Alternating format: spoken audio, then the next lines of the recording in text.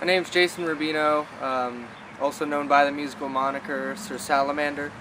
I built an instrument from my original design over a process that lasted about a year and a half, and it's called the Satyatar. I had this romanticized notion going into it about an old wise man kind of passing on his instrument building trade to me and teaching me the traditions and passing them on to me. Sadly, that wasn't available to me, so I had to work with what I had available and just learn through the process of the building. The Satyatar was developed after having a lot of ideas of sounds that I had in my head and trying to think of a way to reproduce it. Also, it was a big part of my cultural heritage of being Iranian.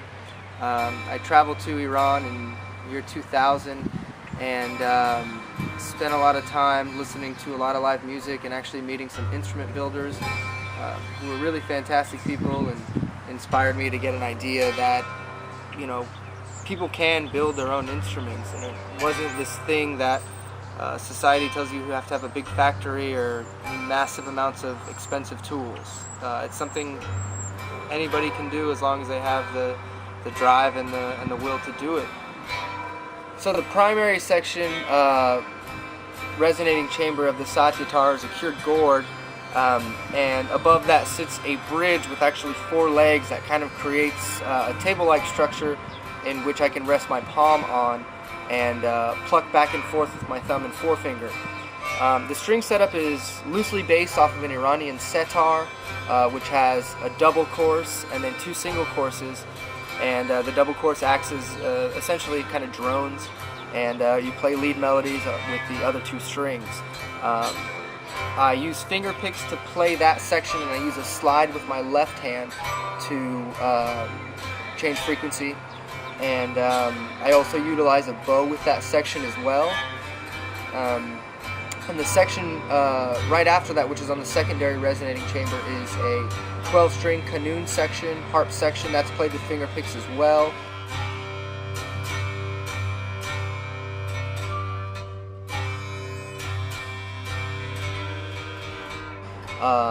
And then next to that is a kalimba, which is a thumb piano section, which, you know, given the name, is played with your thumbs or your fingers.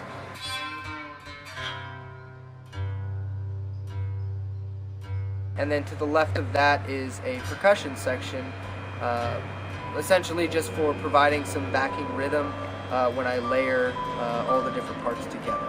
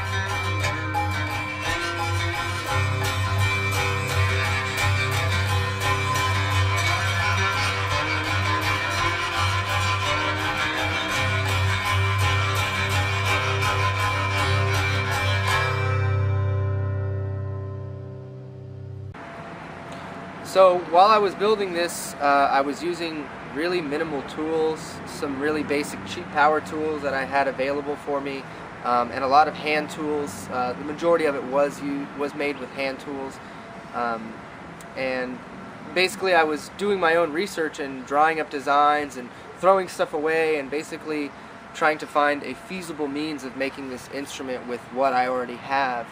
And I didn't really have a workspace. I did half of it inside during the winter and some of it outside, and I made quite a mess throughout the house with a lot of sawdust and just from sanding and going nuts. The wood stain on the instrument itself is actually a little concoction I made that's a combination of boiled linseed oil and Indian black tea.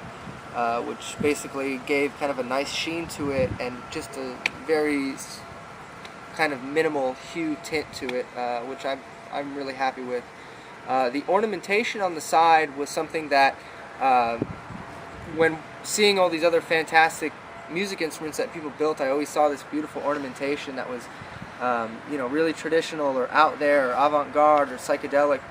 And so I really wanted to kind of express myself in that sense. So I carved a mural that goes from one side of the instrument onto the top and onto the other side. I carved it with a giant wood screw with electrical tape wrapped around it. So I made that tool.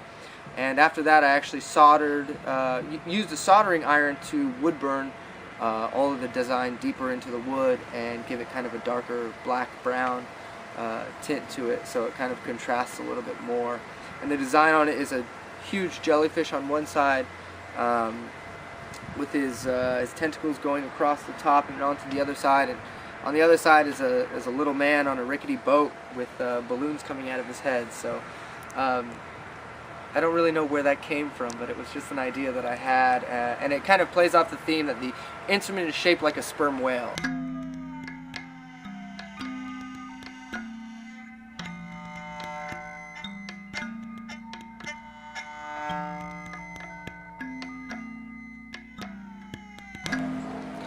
The inspiration for the Satyatar stemmed from a lot of different variables that came together.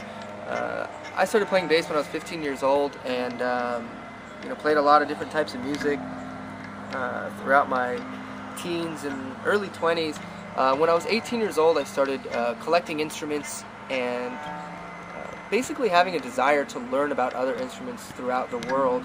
I got turned on by a lot of really fantastic records that I picked up of instruments that I just didn't understand how these things existed and how I didn't know about them already.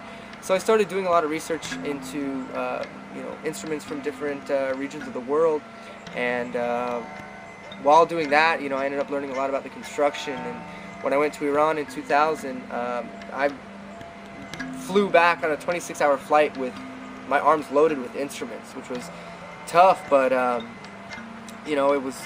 it's one of the reasons why I built what I did, built what I built. From there, I just started, researching different methods of building instruments, gourd instruments from Africa, different woods, different tonal characteristics. I was just reading books about acoustic principles, and started drawing ideas up. I had these sounds in my head, and I had to find a way to get them out, essentially. And the Satyatar was the answer for me. I just drew up a lot of designs, messed up a lot of mistakes were made, starting from scratch I think 3 times, but always just kind of taking a break from it and talking to the fantastic people I am friends with that are relatively well versed in different aspects of instrument building or sound design or just design in general. The Satyatar is equipped with 5 contact microphones, or vibration-based contact microphones, that I built myself and installed, and essentially they are piezo discs that are wired up to a output section.